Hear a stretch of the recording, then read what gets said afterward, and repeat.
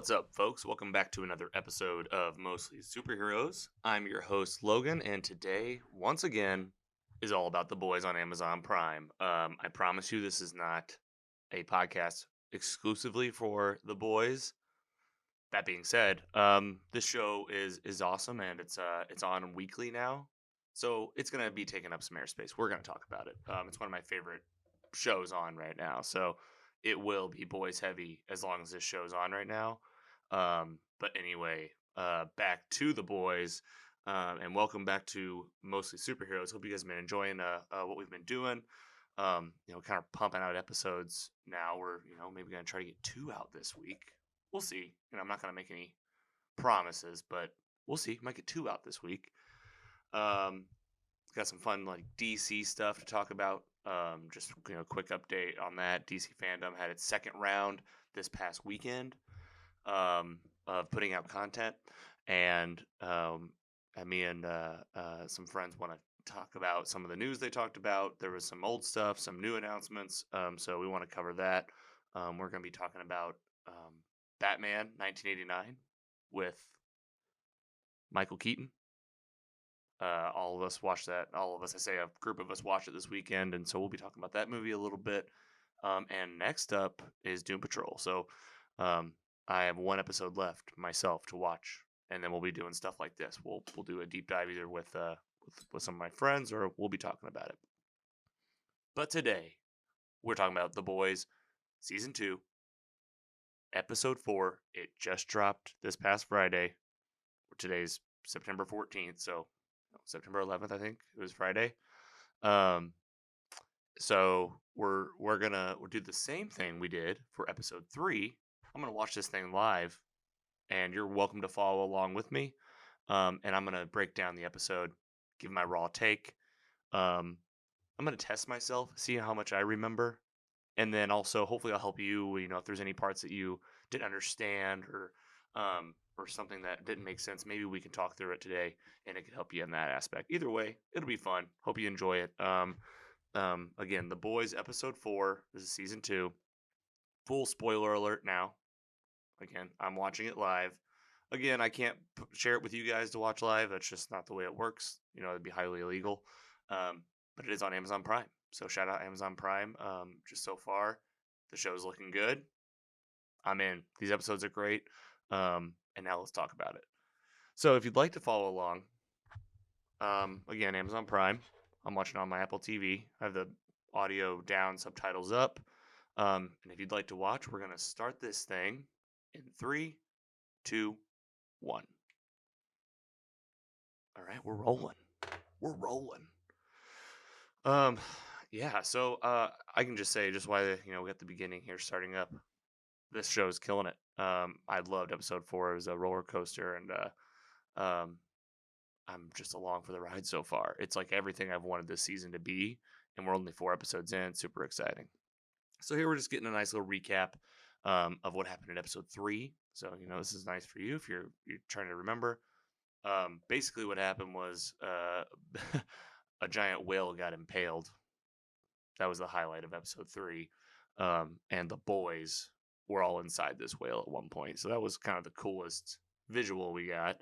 And the story, though, Compound V, got released in terms of this is how we make superheroes, right? This is how we've been doing it. We being Vought, the big company entity that's looming in the the whole show that really touches everything. It's really the government or the big media production company.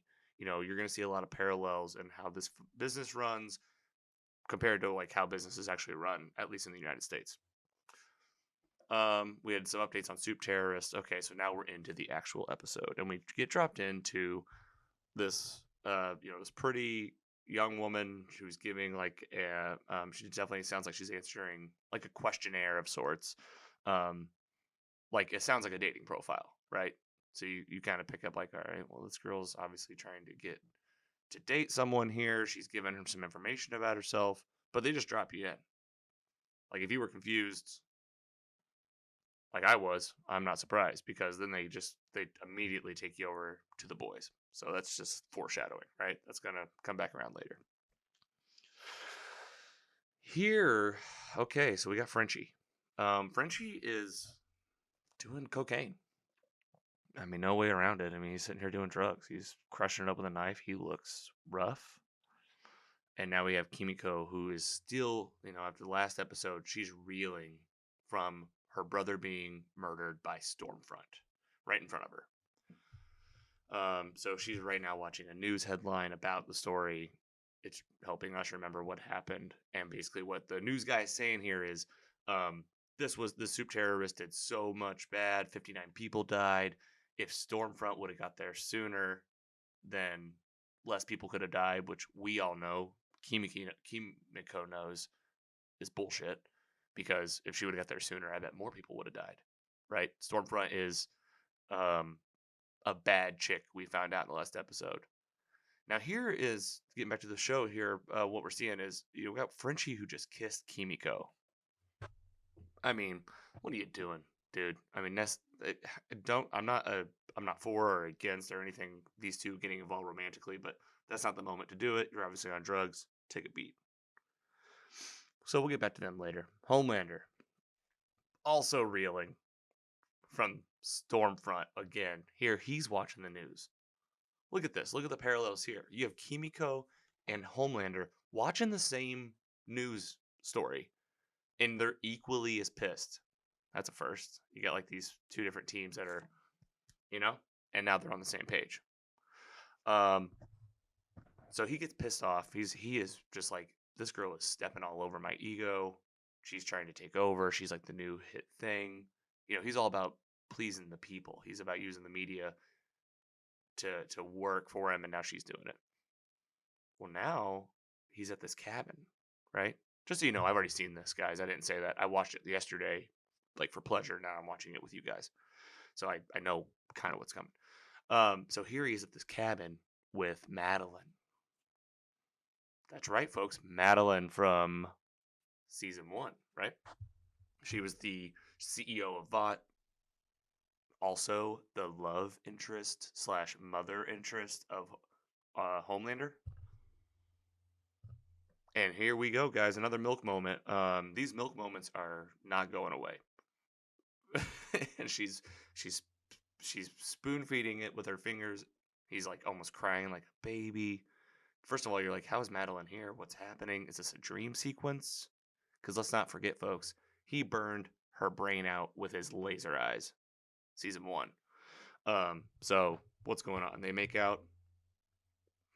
I like how they do this episode. It's just little tidbits. Like here's 45 seconds of something very intense. We'll come back to it. Here we go. And I like that it's keeping the story moving too. It makes for a powerful episode. So here we have Billy and Grace. Billy Butcher. Grace is like that Billy, again, how Billy is to Huey, come join me. I'm going to teach you about revenge, basically. Well, that's what she did to Billy and kind of put Billy on this path. Well, now they're meeting up. Again, they had this plan, right? He's going to bring the soup terrorist, Kimiko's brother. She's going to help get Becca, his wife, out from wherever to go find her. Well, it didn't go as planned. The soup terrorist is dead, right? Because Stormfront killed him. So the plan did not go as well. So they're just here kind of catching up. Billy feels, you can almost see just, he's sad. He's got regret. He's like, I didn't come through. Well, Grace pulls a nice move here and is giving Billy a tip on a former superhero of Vought called Liberty. I feel like we heard of Liberty in past 3 episodes. I can't remember exactly where, but this image, this Budweiser ad, like sticks out so much, and it's like a magazine, and this Liberty character is on it, and apparently they might know something about what's going on. I've been lost a little bit on that point, so hey, if you know what is going on in that, shoot us a message. You can do that at mostlysuperheroes.com. Shoot us the line. Let me know, because I have been confused about this Liberty person. So here, Grace just does a nice thing and gives him the location of Becca, his wife. Like, what? I mean, this is huge, guys. This is everything that Billy was going for in season 1. And Grace here is really just doing a human thing, apologizing for saying she said, "I'm the one that put you on this path, and trying to do a little bit of good here."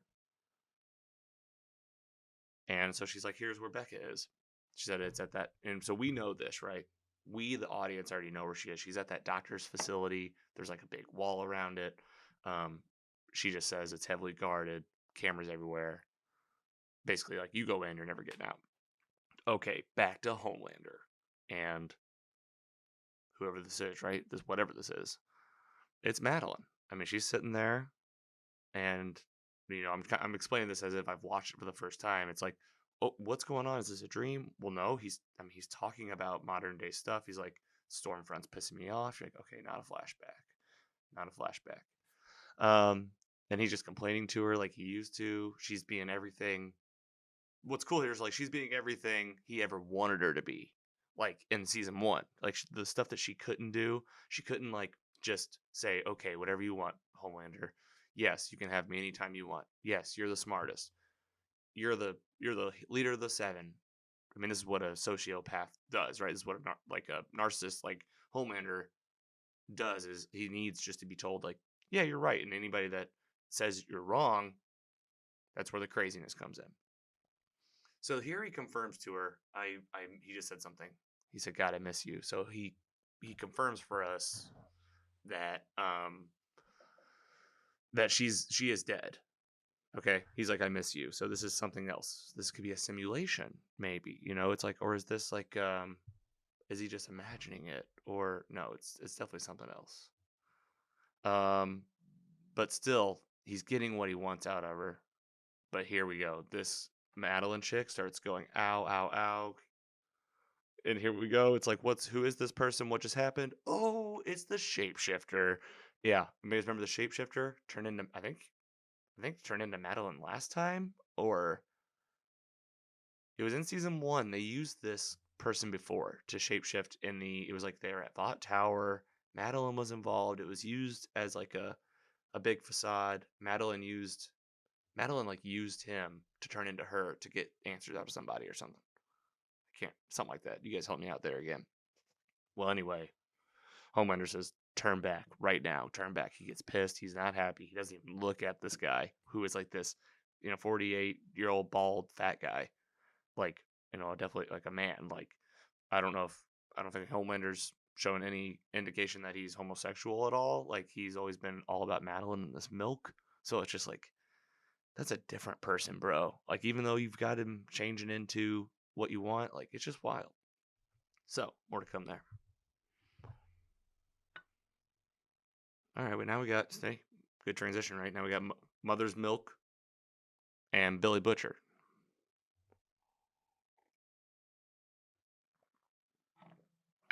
Sorry, taking a sip of coffee and trying to let you guys hear the sips. All right, so here Billy is breaking it down. He's breaking down that he knows where Becca is. He's going to get her, and I'm leaving. Mother's Milk's like, it's a suicide mission. You're not going to come back. You're going to die if you go do this. Billy says, basically, I know. Like, maybe we'll get out. Maybe we won't. Either way, end the line. Mother's Milk says, like, what about me? What am I going to do? He says, tap into Grace, right? Their contact. He said, she helped me. She'll definitely help you. He says, what about Frenchie? Says he's been high as a kite, won't even notice. And then Huey, of course. And this one stings. Butcher, like, feels it. It really shows him, like, says, oh, he's a crybaby. I don't want to get him all riled up and make him upset. Just a, bullshit answer. But regardless, here's where we know this moment right here that he's serious. Big, like, handshake with Mother's Milk. They're like, they've obviously been boys for a long time. They have a special relationship, but he knows he's really going. And he leaves, and that's it. And he's, we got Mother's Milk wanting to get back to his family. He's just feeling lost as ever, man. Like, he's just buying time, trying to figure it out, and everybody's got their own agendas. I really feel for the guy. All right, guys, big scene. Big scene right here. We got Homelander and Starlight in the elevator. Okay. And you already know. All right. So the last time we saw this, what happened, right? Starlight was told to kill Huey. The Kimiko's brother interrupted, put the rocks on top of Homelander. Well, now he just pushed the emergency stop button on the elevator. He's visibly pissed. Starlight is got to be terrified. He says, I was going to spare your life, remember? And Maeve told me not to.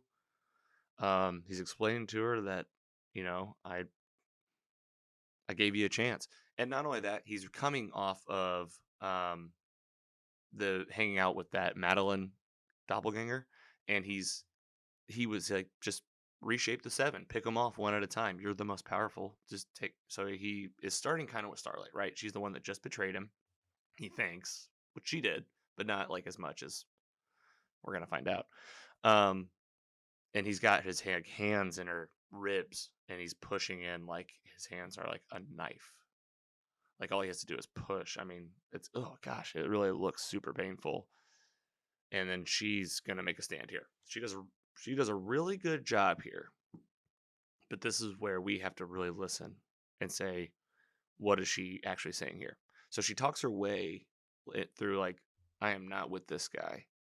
He broke my heart. And if you're saying that I'm with him, you can go fuck yourself, is literally what she says.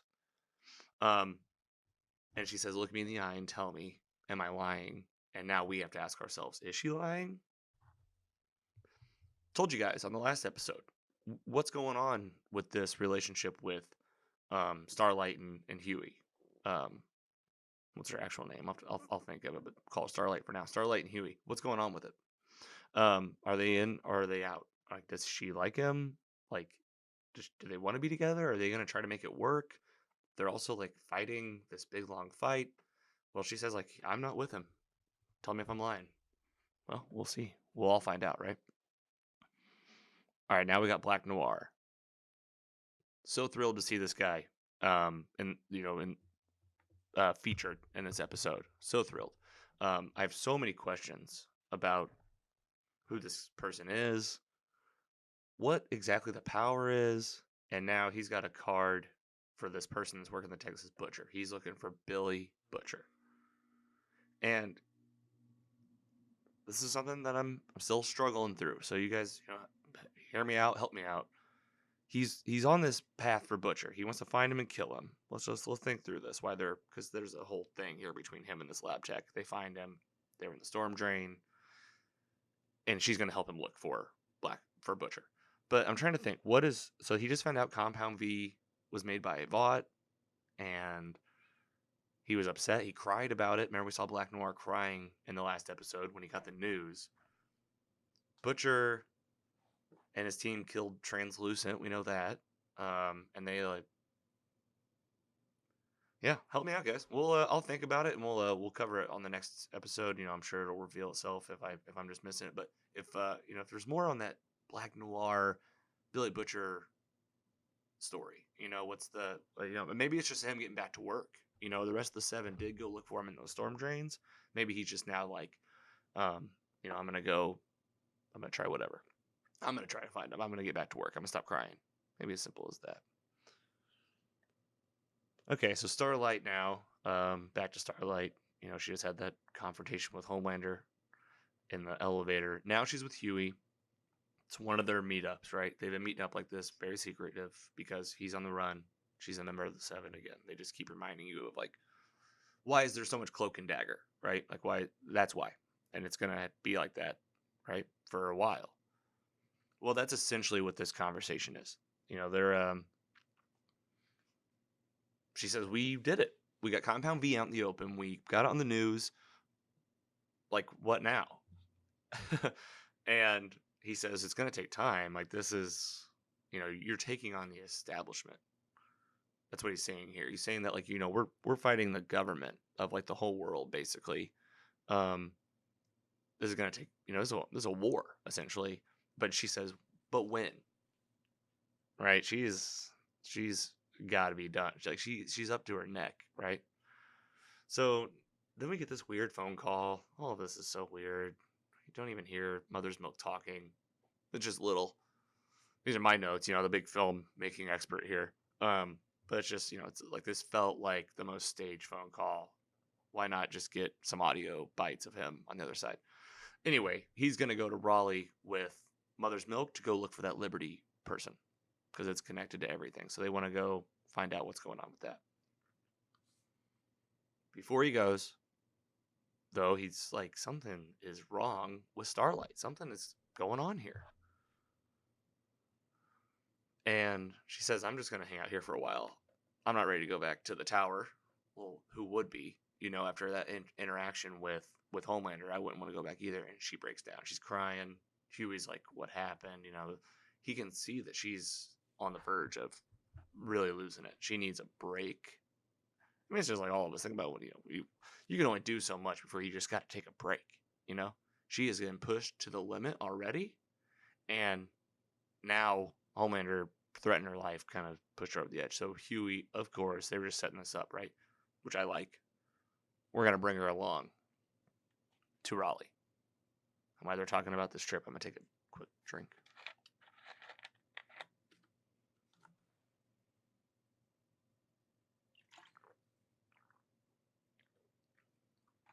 Excuse me, guys. Yeah, so Mother's Milk's not having it. He's like, no, she can't come. She's a member of the Seven. I mean, obviously. But obviously she's going to go. You're right. I mean, this is the story for us. This would be wild if he said no, and like that was it. So she's going to go with him. Mother's Milk's not thrilled about it. We'll get that. All right, so now we got A-Train. Here we go. Right, this is the A-Train scene. He sees, I forget what his name is. I think I'll get it here with the subtitles. I'll be able to read it. It's the other speedster, Shockwave. So we got Shockwave and A-Train. Shockwave is the orange one. If you remember from season 1, they did the foot race, right? So he's always been almost the competition. That was the big race that he killed his girlfriend over with the Compound V. Now this guy's like interviewing at Vought, and here comes Homelander. Did you tell him? And they're breaking the news. A-Train, you're gone. Homelander, you're out of the Seven. Did a great job. He's kicking him out. He's saying you're done. You're out of the Seven. And this is back to what happened in episode 3. Toward the end, really. And, well, what's been happening since A-Train's been back is his heart is still giving him trouble. Every time he uses his speed, he like has to stop. He's yelling at Ashley. He said, "You used to get my coffee." This is just like the classic person getting fired at an office right now. He says, "I'm not going. I can't leave." Homelander is just explaining it to him here. Says, you can't run. You're not even making the top 20, and you're in the 7. Like, this is embarrassing. What are you doing? She does kind of sweeten the pot for him a little bit, trying to, I guess, like, Ashley's just trying to be somewhat of a human here. You're going to get a year of parades. You're going to get a TV special. We're going to set you up with all the, social media and a brand. You're going to have a full brand of your own and take care of you. But he's out of the 7. And he's pissed. And the A-Train's giving him a cold look, but like, what can you do? And that's what we're all wondering, right? Like, what do you do to eventually everyone might become a Billy Butcher, right? Like, you know what? Screw this guy. How do we take him down? Because A-Train is now pissed. And I want to see what's going on with these speedster powers, by the way. I mean, speedster is a term from like other comics, like the Flash and Quicksilver, DC, Marvel world, all over. Like, I want to see what these speedsters can do, because so far all I've seen A-Train do is run fast, put drugs in someone, and like explode Huey's girlfriend. So not to say those aren't cool. I'm impressed. I'm just saying, there's a lot of usually cool things that come with running fast, like time travel and phasing and stuff. Just saying. All right, so now we got the car ride to Raleigh. Another Billy Joel song. I think the last one was something about the second wind. I'm not like a Billy Joel aficionado or whatever the word is. I'm not a wordsmith either. But Starlight and Huey are singing Billy Joel. And Huey gets so excited that he hits like the ceiling. They're like little kids. Mother's Milk ain't having it. He says, "This ain't a road trip. Like, this is dangerous. You shouldn't even really be here. I like this. They're driving through like the South. They got this barn with Homelander painted on the side of it, like out in the middle of nowhere, and there's a giant Confederate flag on his uh, cape. So that was a nice touch. Here we go. Another girl being interviewed about her personality, what she is. Also, I don't know if you picked up on this. Most of these girls are insane. Like if you listen to like what they're talking about, just crazy, like unaware, just trying to find their next person. Still don't know what's going on, right? They just keep sprinkling that in. Well, now we get Billy Butcher coming over one of the biggest walls I've ever seen. It's crazy. And he's going to find Becca. We'll come back to them. Over to Frenchie. Frenchie is now... I was confused about this too. Frenchie is at this girl's house. Okay, he did meet her in season 1. All right, it's come back to me. He met her at that diner. She helped him with something. She said, "You're going to pay for this." And they like kissed or something. She grabbed his junk. Well, now I think this is the same girl. Let me know if I'm wrong, please. But I think this is the same girl. And he's at her apartment and they just like start making out, hook up. Frenchie's on a bender of sorts. It seems like he's doing drugs. We've seen it, we've heard it. Now they're talking about it. And he's opening up about kissing Kimiko. And he says, "I wanted to make her feel better. This chick knows it. I know it. I bet you all know it. You're full of shit. You did that for you. You did it because you're doing a pity party right now," which... What's going on with Frenchie, really? He was already in like kind of the life when Billy found him. And then he came with them and now they're on the run. They're on, they're on every wanted poster ever. They're all over the TV. I guess like his life has been like put into shambles. But oh man, sorry guys. I also have some pictures here I need to keep you guys up to speed with. So sorry that you've had to look at the boys logo the whole time, but it's not bad. Let's get caught up. So we've already talked about that. Let's get up to this Frenchie scene. There's A-Train. All right, we're coming up on that next one with Mother's Milk and Starlight. So Frenchie and this girl just talk about how he's dealing with his feelings. Like, you did this for you. She kind of brings that to light for Frenchie. Hopefully he'll take that news to heart. Apologize first of all to Kimiko. You don't kiss someone right after their brother gets killed. Now this is all super interesting here. This scene here. This is Mother's Milk and Starlight. Let's get her actual name right. Why can't I think of it, guys? I can picture Huey like saying it in scene. Here we go. Erin Moriarty. That's the actress. She plays Starlight.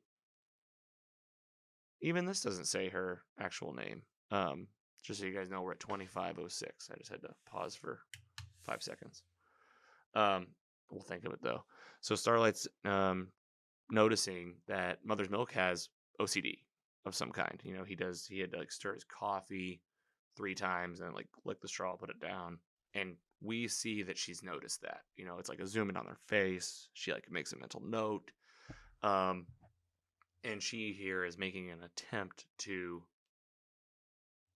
find common ground with Mother's Milk to start building some rapport. He doesn't really know her. He doesn't really like Soups. She's with the 7. So she tells a story about when her dad would take her to get, what was it, ice cream or cake or something, cupcakes. And then he tells a story about his dad going into Baskin Robbins and trying ice cream. So they got this common thing, right? Their dad, like, because everybody can kind of relate to a parent like taking you to a special place for like a treat. She knew this. She's just trying to find some way to get a dialogue going. And it works. Like, they're just having a good time here, sharing a special moment.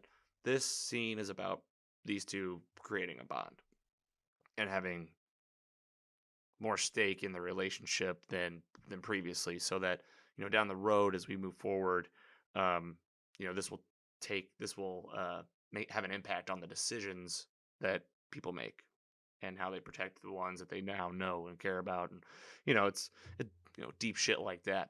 But we'll see what happens. I liked it. I think it was a long scene. It's still going, but it was nice. It was just nice to see them. So they have a nice cheers at the end.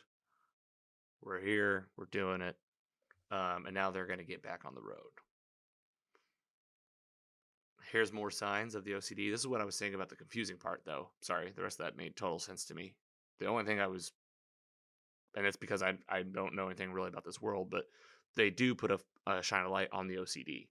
He's got wet wipes out now for her to clean her hands because he says, you know, you should use wet wipes. It's just another like OCD. So they're highlighting it for us to see. She's noticing, just pointing it out because they are. A big giant semi hits this car. It's just a car accident. It's not like, all of our thoughts are like, is this VOD? Is this, is this superhero related? This just looks like a horrible, horrible car accident. Starlight runs to help because she's a superhero. It's what a superhero does, which we've seen Huey do this too, but they're like not having it. No, we can't get in the spotlight now. We are off the grid. If anybody sees us together, it's over.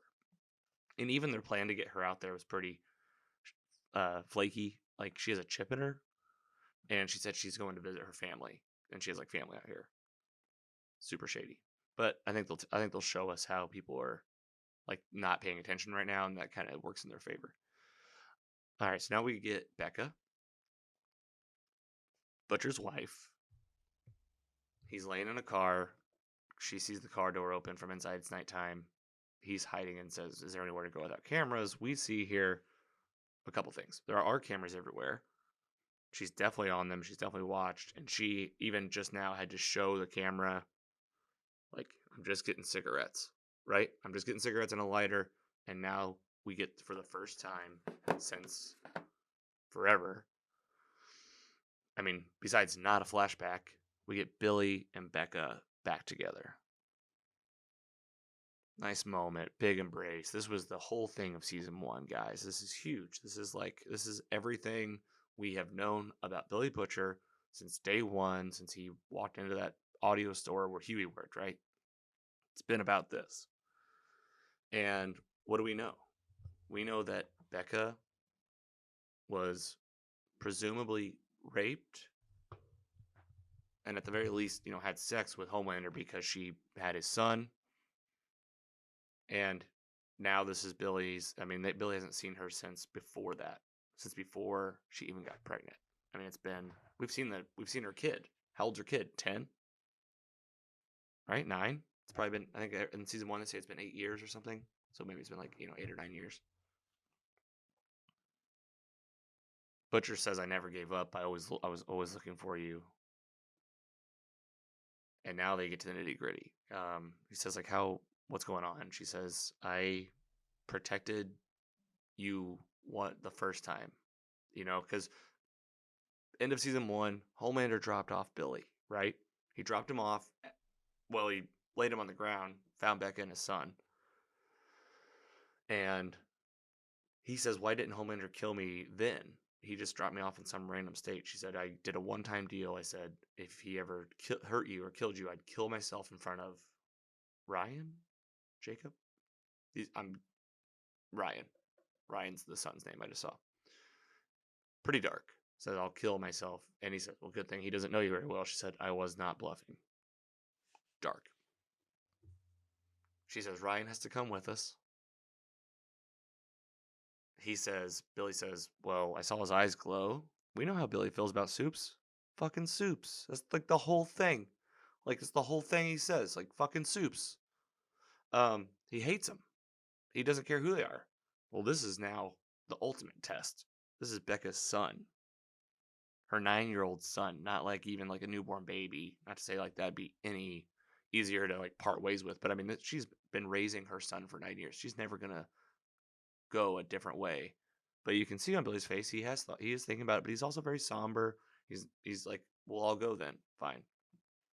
And they get this half-baked plan, they'll say, we'll figure it out. So she has to get back to the house. She says, she's on these cameras. Billy's going to wait here under this bridge. Big moment, though. I need to come up with a name for these three: Huey, Starlight, and Mother's Milk. It's too tough right now, but we'll think about it. So we get them back at the hotel. Says I got us 2 rooms, so naturally he's staying with Mother's Milk. I guess like this is where we're gonna get some clarity on the relationship a little bit. I mean, at least piece of a puzzle. She reaches out and texts Huey as he's in bed, and makes up an excuse so she can see him. She says like, "I'm having a vending machine crisis." Now they're gonna hang out, right?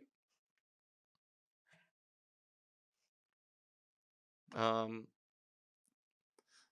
I like this scene because this is when they're out there by the vending machine, and what I like about it is these actors are really good, and I like this situation because it feels very down to earth. It's 2 people having a real conversation just for the sake of making conversation. We've all been there. Um, they don't know exactly where they stand. The world's falling around them, all around them, falling apart. Um, and they're just having a conversation about candy bars. And um, then she also brings up the OCD with Mother's Milk and said, "You've never noticed these things? How have you not noticed this? You've been with the guy for how long now?" And now Huey says, like, "I do now because you pointed it out to me." Um, and she's saying that there's like some parallels here with all of them, things that are out of your control that you feel like, what can you do to make you feel like you have control in your life again? So maybe it's just about identifying that parallel for them. I don't know. We'll see. So then she swishes a piece of trash. Huey misses, and they're just figuring it out. What are they gonna do? She obviously came along. She obviously has feelings for him, and now they're talking about the dark stuff. They did kind of the let's do small talk. Now it's like, I don't sleep, I'm not eating. Huey says he's chewing his fingernails down to the bone every night. She's not sleeping. She's terrified, and she's gonna share how she's feeling at Seven Tower. Because I mean, this is what how do you put yourself? It's very hard. You can see like I'm at a loss to even. I'm trying to relate to her. Like, what a time. She's at Tower at what do they call it? Tower 7. It's like where the where all of them live. Um and she's essentially like lying to everybody and to expose this company, and like to what end? And that's where she's sitting with it, basically. She's sitting like, how far do I take this? Because my life's at stake. How much of an impact am I even having? Is this worth it? Um so we also see that Huey and I wish I could remember her regular name, not her superhero name. I mean, Annie. It's Annie. Ha! Got it, guys. I'm sure that was driving you guys crazy. Um, so they end up having, intercourse. They hook up. She has the light on a little bit.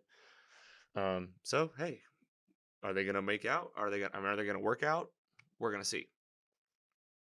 Another chick, another one getting interviewed about what they like about past relationships. This one says, "I had a boyfriend. We got matching Ed Sheeran tattoos, and then he left 2 weeks later." I fucking hate Ed Sheeran, is what the girl says. I don't know, was that the third, fourth girl? We're gone again. Whole episode. All right, Billy and Becca. See, like, this is where the episode, they got to give us real time with these two. My biggest question, she's pulling Becca up. Here we go. They're gonna talk. They end up having sex. They're just gonna hook up right now. So this part of the show is hot and heavy. Got Huey and Starlight in some hotel. These guys are under a bridge. The boys are banging in episode 4. All right. Um, but what I'm wondering, and what we're all wondering, like, what happened? Like, tell us what happened. Because if you remember episode I'm sorry, season 1, we saw security footage of Homelander and her going to a room. They come out 3 hours later, 3 hours. And her hair is messed up, her body or her clothes. Well, here, after their coitus, um, they're gonna talk about it. And they're gonna talk about it just a little bit. And basically she does it kind of in one sentence, because like how far would you want to talk about this? She says, he raped me. So if there's any question of like anything that happened, did she go in there willingly? Did she, it just didn't make sense. No, she was raped. Homelander. I mean, it's weird because that's like the only real like rapey thing we've seen him do. We've seen him be weird with Madeline and the milk and drinking that milk. I mean, we're again, those milk moments don't seem like milk moments. That's got to be the hashtag, right? They're not stopping. Um, we've seen him kill ruthlessly when things don't go his way. Um, we've just seen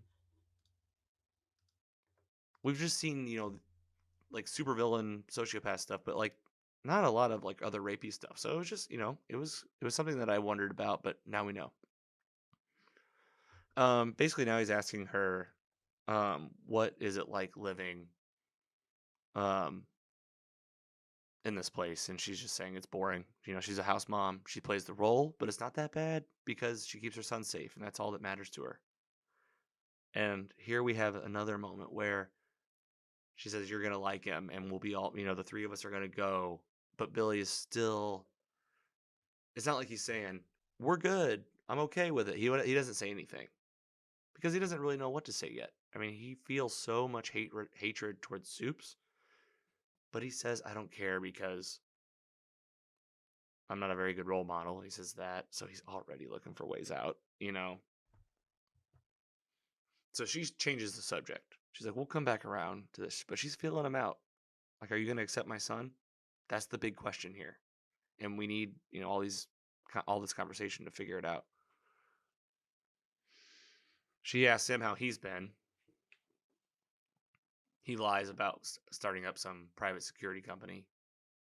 And then she calls bullshit immediately, and he tells the truth. I've been living in the gutter. I've been on the run. And this is where we get a sense for how well Becca knows Billy. This is what they're showing us here. Like, she says, "I never wanted that for you." You know, like, I know that that's in you, and I didn't want that you to go on this revenge mission. But they've obviously both had a rough go since Homelander got put in their lives. Since she started working for Vought, everything's just been shitty since then. All right. So as we wrap up this scene, we're gonna take a quick break, and come in. So I think we're like, where are we at? Let's just do a check. Oh, so we're 40 minutes in. We're like 20 minutes to go, 28 minutes to go. Let's take a quick break, and we'll be right back. All right, folks, we're back, and we are watching The Boys, Season 2, Episode 4, live watch. And we're not even going to waste a beat. We're going to get right back into the show and wrap this up, and then we'll talk about what you have to look forward to on the rest of the week for Mostly Superheroes. In the meantime, if you're wanting to look at us, check us out. We're at mostlysuperheroes.com, so you can check us out there. But right now, let's get back to The Boys. We're at 40 minutes, 19 seconds. And we are going to go in 3, 2, 1. All right, so we're wrapping up the scene with Billy and Becca. This is their second interaction in this like fortress. And he says, "I'm going to make it up to you for the rest of my life till the day that I die." Essentially saying, "We're getting out of here. We'll take Ryan, her son, whatever you need." All right, so we have, before we get to this scene on the screen right now, just before it, we have Mother's Milk back in the car with Annie and Huey, and they're just still heading to Raleigh to talk to somebody about Lady Liberty to get some info. All right, now we have like a Good Morning America type show on. Excuse me. And we have Homelander. It's called In Depth with Maria something. We'll get her name here because he says it. Is what's funny. We have Homelander and Maeve being interviewed on like a Today Show. Like think about like Good Morning America, um, and they're just doing like a little morning segment, just like an update from the superheroes type thing. You think? Well, then this Maria person asked a direct point about like why is Menounos. That might be it. Maria Menounos. She says, "Why is the Seven so white? Where's the diversity?" Homelander says, "We got A-Train, who we just fired. We have Black Noir, who's doesn't affiliate with a race, so they're covered." And he says, "We have a gay hero." Focus comes in on Maeve. You guys know where this is going, don't you? Queen Maeve. He outs her, guys, on national television. What are you doing? This guy is crazy. Like, I know he's also like a killer and whatnot, but like, this is messed up. He says she's gay. Her girlfriend's name is Elena. And then she knows that the jig's up. He's like, all right, he's after her. So we get out of the talk show. Crazy in itself. We know there's going to be repercussions from that, right? That's on TV. But also just like that's not how you do it. That's not how you never out someone. You don't do it on national television. But like this guy, yeah, right. He's gonna do whatever he wants always. I mean, that's like the whole message here. He's all powerful. How far do you get pushed? Like this is something he didn't think about whenever you're. This is what I see foreshadowing wise. You're pushing these people harder than you ever had before, and the only thing that he does differently here is he kind of spins it. He tries to put a positive spin on it to Maeve that, hey, I want you to be happy. So go be happy. But he does want her to stop lying. So he like really yells at her here. He says, "Stop, I'm done with the lies." He goes, "I'm all the way done with lies." So she knows he's telling the truth. Tells him, "All right, I love her. I do love her." And he's going to say, "All right, we'll go out there and be happy." Now, whether he means this, probably not.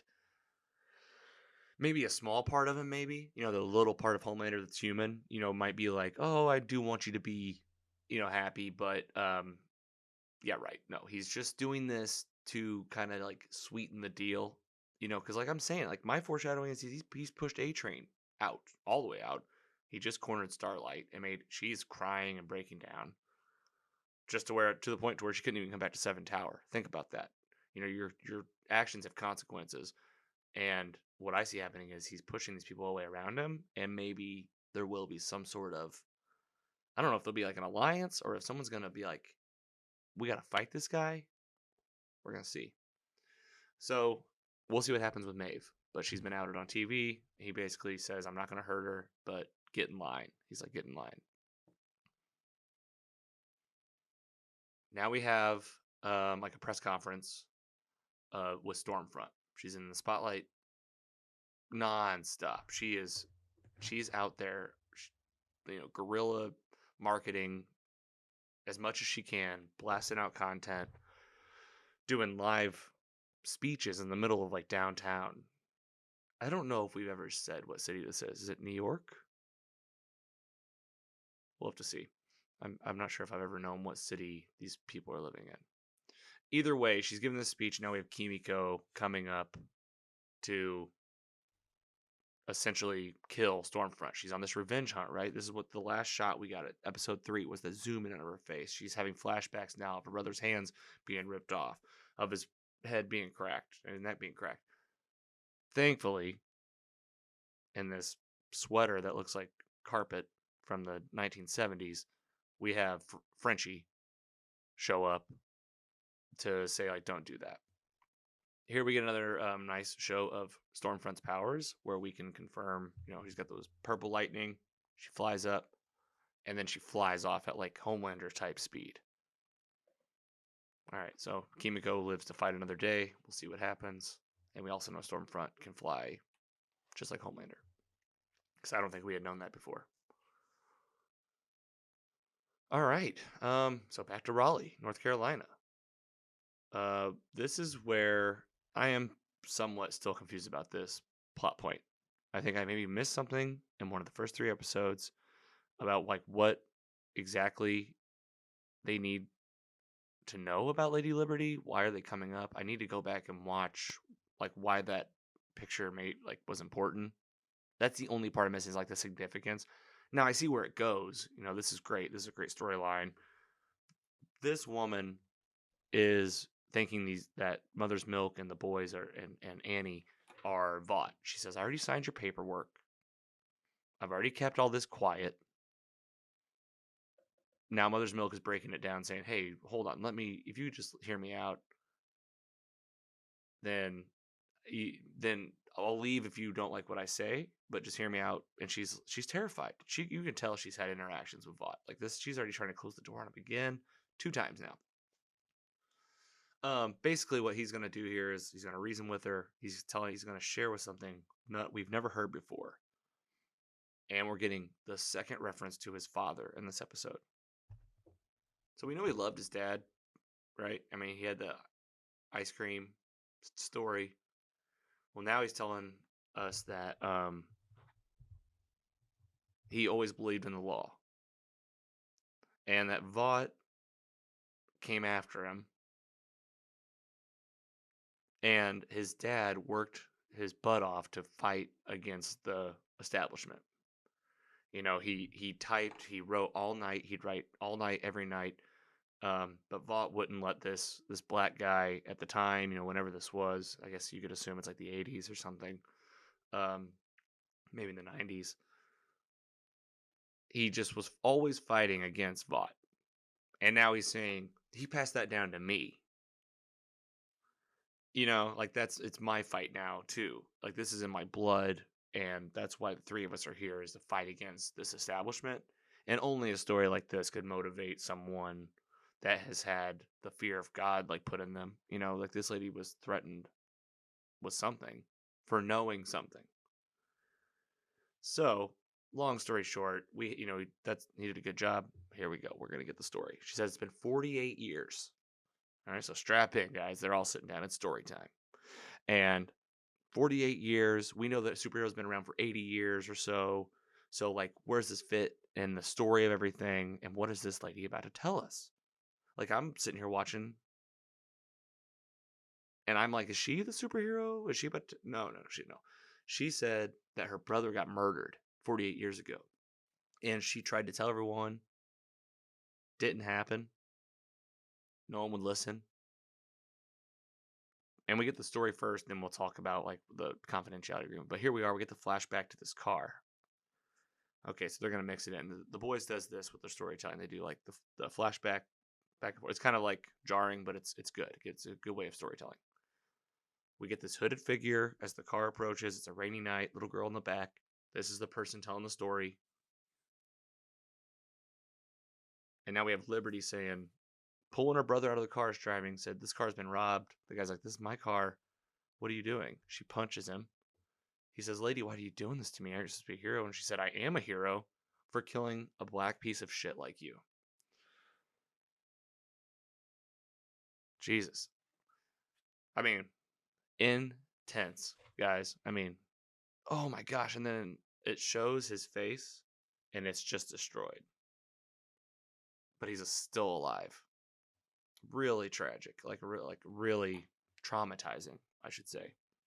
So she says, this lady did this. She killed my brother. I told my parents. They said, there's nothing we can do. Vought came to our house. Same thing that happened to Huey. Here's a check. Keep your mouth shut. Don't tell anybody. Same exact thing that happened to Huey. Same thing that happened to Billy. Well, not Billy, but did it happen? Someone came and talked to him, right? Well, regardless, the same thing that Vought always does. Here's some money. Keep your mouth shut. $2,000. Just killed your son. Here's $2,000. Insane. She says, I am so scared of this Lady Liberty. you can't tell anybody. Huey says, why are you scared? Why are you scared of that? That person hasn't been seen since 1979. This lady grabs a paper and says, no. This is Lady Liberty. Here's the big reveal, guys. Stormfront. It's Stormfront. What? Oh man. So now we're gonna hear them break it down. Like Lady Liberty, Stormfront, same person. That makes her like 70 years old. Compound V, Annie's like, maybe she can live forever. Maybe she doesn't age. I'm starting to think not. If it's the same person, she had just told Homelander, "You got to change with the times." God knows I did. That's a line that she says. Guys, this is the same person. This girl has been one of the very first superheroes maybe ever created. More to come. Can't wait to see where this goes. Like, what's that mean? And now she's a different superhero this time, but obviously still racist. How interesting. It's like if a 70-year-old person, like right now, had superpowers, didn't age, what would it be like? And I'm not saying I know, but like that's what's going to be explored in this show. Um, Very interesting. So then we get a little piece while they're in the car. Sorry guys, keep you guys up to date with some pictures here. There's Lady Liberty. That's that shot of them. Here's Homelander, and this is the scene we're gonna get next. But okay, before we get there, Homelander is now looking at memes of himself. This is what's trending right now all over the internet. Homelander memes. There's so many good ones. Let's just call out a couple real quick. The real leader of the Seven, and it's like Stormfront's face on Homelander's. Um, let's see what else we can do here. Girls get it done. Go home, you're drunk, and it's just Homelander like this. Me and the squad on our way to respect Stormfront, and they're all on scooters. Someone please touch my tiny dick. Sad face is one for Homelander. Oh, it's good. There's a bunch. So this is what's trending right now. I did pause for a minute. We're at 52:33. If you're following along, hit and play right now. So Homelander's pissed. He lets it get to him. This is the last thing you do, right? No matter who you are, don't be getting on the internet and reading people's comments on you all the time. Totally destructive. Extra destructive when you layer on sociopathic, psychopath, superhero freak. He's not, I don't think they're freaks by any means, but like this guy is crazy, right? Don't be reading that stuff, as you're the last person that needs to. You'll go off and do something crazy. Well, here he is. He's just yelling at Stormfront, and that's the picture we have here. So he's just yelling at Stormfront, and basically saying, "You're stealing my spotlight. You're doing this and you're ruining my reputation." And she pushes back. She even makes fun of him, calls him Gramps, says get with the times. He does the red eyes, like, I will kill you. She said, I clearly pushed you a little far. All right. This is where we're going to get a little bit of heart to heart here. Oh, and I'm sorry, guys. I jumped ahead in my head because I've seen this. So this is the part where she says, you got to change with the times. So he says, you're not going to take this away from me. Said you spent $273 million on that stupid campaign. She said, with 5 guys on laptops churning out memes. So I practically pay them with Arby's gift cards. Said you can't win the whole country. Nobody can. Why are you even trying? You don't need 50 million people to love you. You need 5 million people fucking pissed. Emotion cells, anger cells. She's like, you have fans. You have your own demographic. She's like, I have soldiers. I have people working on my behalf. Oh my gosh, this scene is crazy, guys. The parallels of this show and what's happening in the real world, the parallels are so thick. They're so great, like so refreshing. Because that's I feel like that's how we all are. Everybody's so divided that you're never going to win the whole country. That's what she's saying. You're always going to have like all these people that are fighting over nothing. So just find the thing they hate most and get them to write about it online, to troll, take over. Sound familiar? So she's figured this out. They each have their ways, right? He says, I don't need your help. And he says, thanks. But he leaves. He doesn't she obviously got in his head a little. And she said, my door is always open for anything. She kind of touched his back. There was a little bit of sexual tension here. Can't ignore it. I mean, I think it's on purpose. It's very intentional that, maybe there'll be, if these two get together, I don't know. We'll see what happens. All right, we got Becca and Billy, the third and final interaction of the episode. And before I dive into it, I'm going to take a quick drink.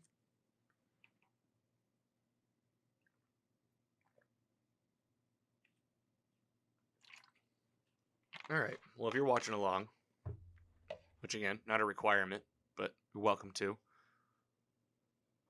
She says she can't go. Becca can't go. And it's one simple reason.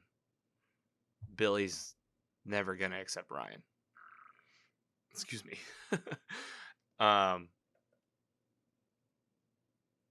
She says, I can see that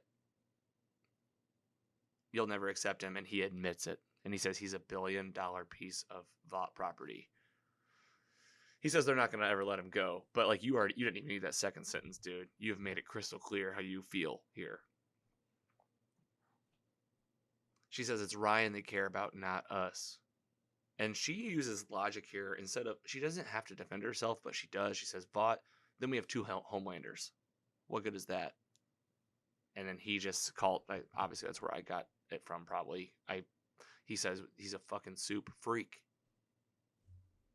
Tell us how you really feel. Like, it's over. I'm not a mom, but I mean, your mother out there, family, right? I mean, your vision and your perspective on all this is skewed because you think it's some situation where the 2 of us escape without my son. Like how, like where, what, in what world would that ever happen for Becca, right? So she says, I'm not going to go. And this is where she confirms, actually. He raped me. When I found out I was pregnant, I went to Vought. I didn't go to you. Think about that. She went to Vought, not Billy, and everything that happened. And she knew that there was the possibility that this could be the route it goes, but she did it because she knew it would keep her son safe from Billy. This is, as Billy would say, diabolical in a bad way. Like, this is shattering.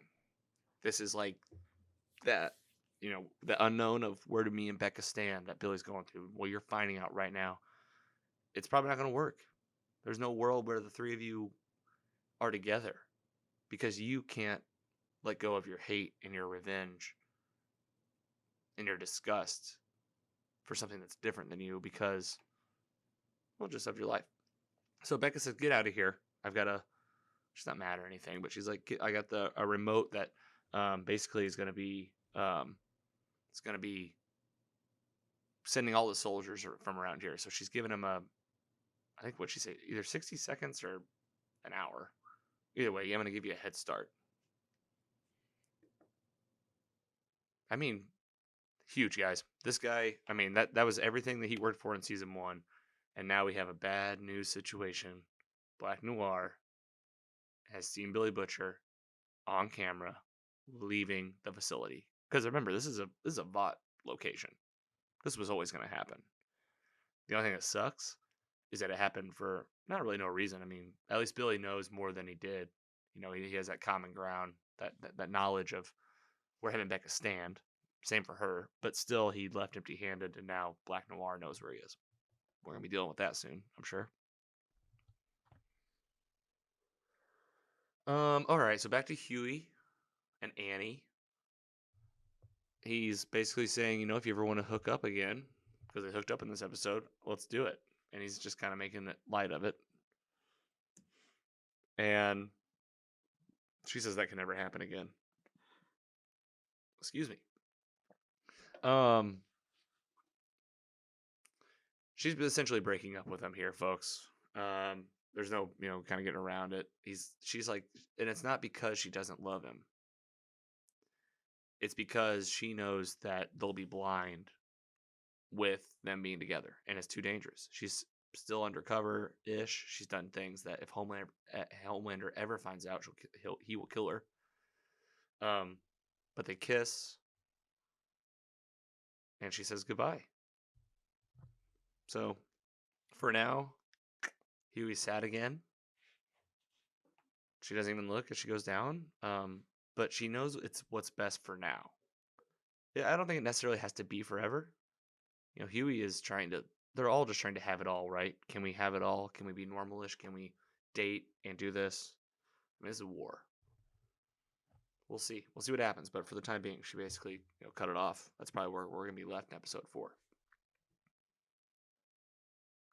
All right, so now we have the Deep. Spoiler if you weren't aware, these girls are being interviewed for the Deep.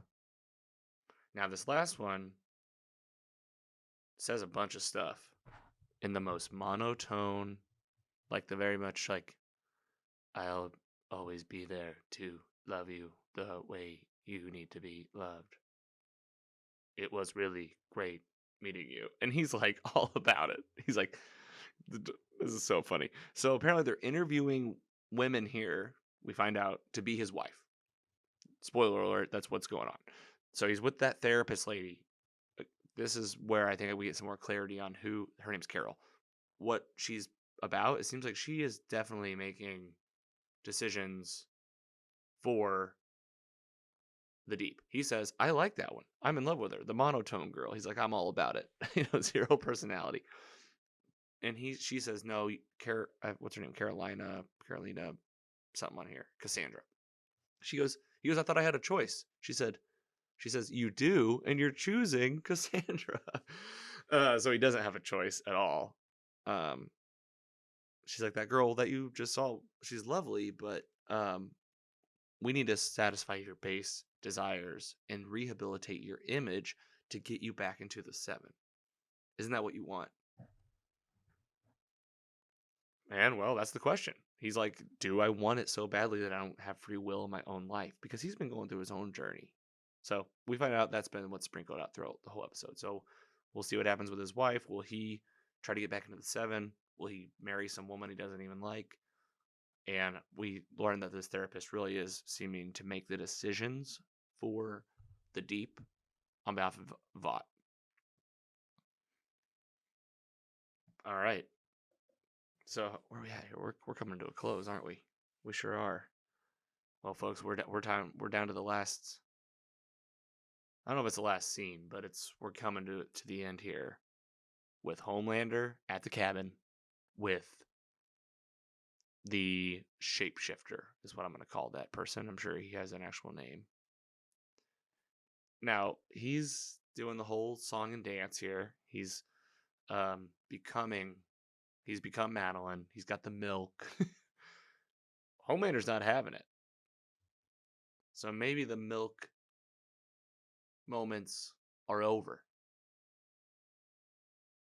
Because he says to her, he's angry. He looks disgusted at her. He's reacting in a way we've never seen before with him around Madeline. And he's having an epiphany. I don't need anyone. Only me. Only me. And I've got the picture up for you now. This is what Shapeshifter heard, right? Bald fat guy. He can turn into anybody. Well, he turns into Homelander. Still in the gown, right? I'll just say it. We all know it. This scene is crazy. He says, come on. He sounds just like Homelander. Saying, how much do you want this? He's getting closer. I mean, I reacted to this. I mean, this is like made me feel weird about looking in the mirror. Like, this is so bizarre for me. He says, I'm going to S your D so effing hard. I mean, it's such a dirty sentence. This is an explicit show, and I still didn't want to say it. He says it's not even gay. It's you, man. It's And there are 2 of them. They're looking at each other, and it's like, is this it? Is this what Homelander wants? This is where you're going on the path. Like, is this what he wants? Obviously, Shapeshifter's just trying to preserve himself. Because what he just heard was, you just love yourself. You don't need anybody. I need to make myself valuable. And he's pumping this guy up. Homelander is furious. He has like the most disgusted look on his face and says, "You're pathetic." He's crying though. He's crying. He says, "You're pathetic." So as he's talking to the shapeshifter, obviously, but he says, "I don't need everyone to love me. I don't need anybody." And he's gonna. There we go. Snaps his neck. Yep. Oh, he's really. I don't need you. So it's like, is he talking to the shapeshifter here? There you go. He kills him. Weird scene. It's like I thought Homelander was going to be banging Homelander there for a second. Like we all were. Like we were all preparing ourselves for a Homelander,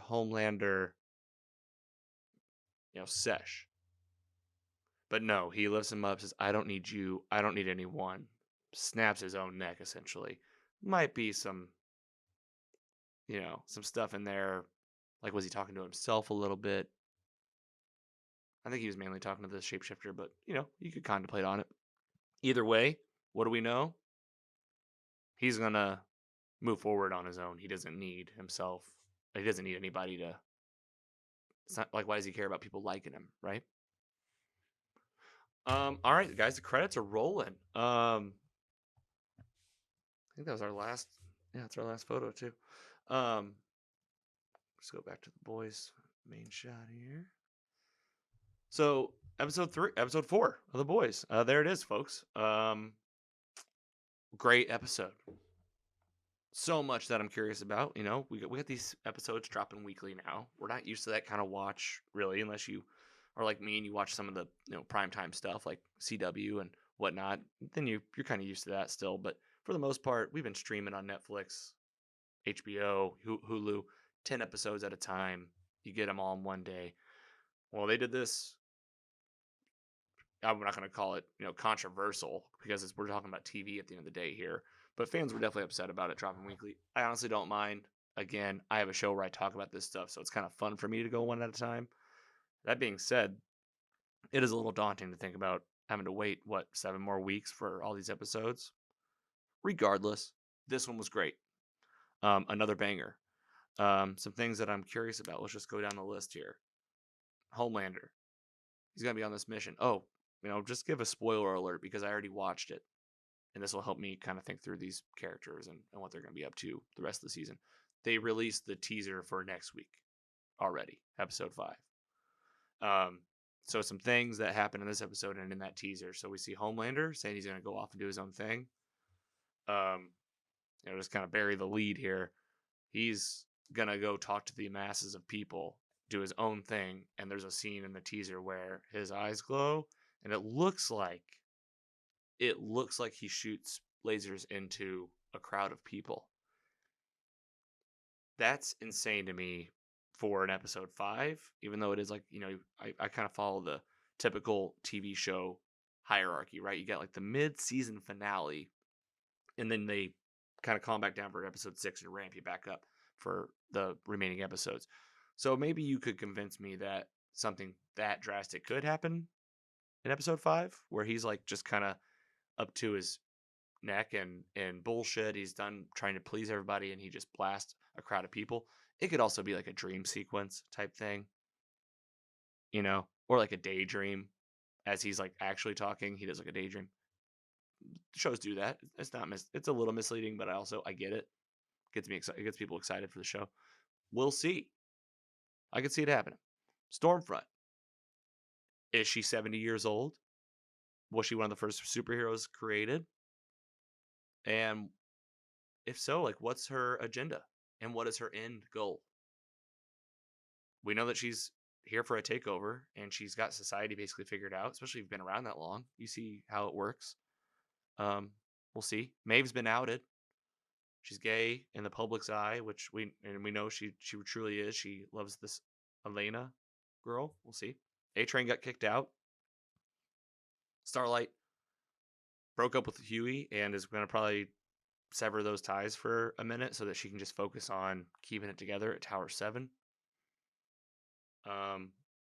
Billy. He just escaped. He's probably going to go right back to the boys because he did not get Becca and he has nowhere to go. He's got to go back to be safe somewhere. And guys, let's just again, this is a perfect place to end it. Black Noir. He's coming. I think that was in the teaser too. He's coming for Billy. Billy probably goes back to the boys. We're gonna be in for a real nice episode if we get a Black Noir fight scene. It's gonna be exactly what I was just saying previously in this episode. I want some more on this character. Who is this Black Noir? So much mystery. Cool outfit. No idea who you are. No backstory. I'm loving it. It's like a John Wick situation. It's like, who is this guy? So I think that's what we'll be seeing in episode 5. And we're going to talk about it. We're going to talk about all these. We're here for the boys. This show is so good. Season 2 is killing it so far, and I'm pumped to see what they do in these next episodes. So thanks for watching with me. Hope you enjoyed it. Before I wrap up, just plug in what's coming in the next episode. Basically, DC. I was thinking about it during the break. It's going to be basically DC. We got DC fandom. We're going to talk about Batman. We're probably going to talk about Doom Patrol. So, Marvel. Hey, man. Where are you guys at? It's been a while. It's quiet. It's a little quiet. What happened with Falcon Winter Soldier? Wasn't that supposed to happen in August? I'm not complaining. I'm just pointing it out that I haven't heard anything in a while from Marvel and the MCU. And I want to talk about some stuff. Give us some news. Give us something we can work with. Haven't heard anything on the update on Black Widow release date. We gotta go Disney Plus. Hey, we'll pay for it. There's one person. But in the meantime, DC's got plenty to talk about. Lots of news, so we're gonna talk about them this week. And then more stuff on the boys, of course.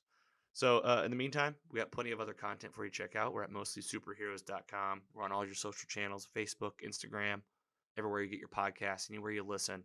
And of course, YouTube is where you get your great video content. You get the images that we go through, that I have up while I'm talking. You get to see the studio, and every time we get down here, usually more stuff. So, it's looking good in here. And we'd love for you to watch and subscribe on YouTube. But all that can be found at mostlysuperheroes.com, and you can reach out, write us, and tell us what you want to hear about. We're here to talk about things that I enjoy and I love, but at the end of the day, I want to get in some engagement from the fans. It's all about starting a dialogue around this stuff, right? We all love talking about our shows and talking about what they mean, where they're going, theorize. That's why I'm here. Let's do it. Chat us up on social, write us on the website. And we'll see you guys next time on the next episode of Mostly Superheroes. See ya.